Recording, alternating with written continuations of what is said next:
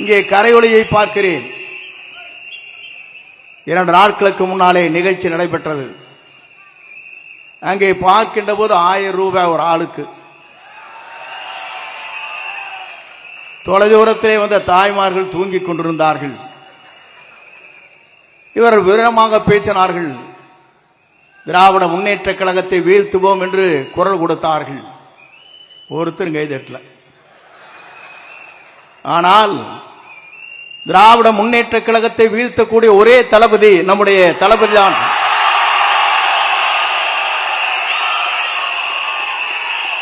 ஏன் சொல்லுகிறேன் என்று சொன்னால் 10 கூட்டணி 8 கூட்டணி இதையெல்லாம் தூள் தூளாக்குற சக்தி யாரிடத்திலே இருக்கிறது என்று சொன்னால் வெற்றி கழகத்துடைய தலைவராக மட்டுமல்ல, எதிர்கால தமிழகத்தை ஆளப் போகிற நம்முடைய தமிழக முதலமைச்சருக்கு தான் அது உண்டு.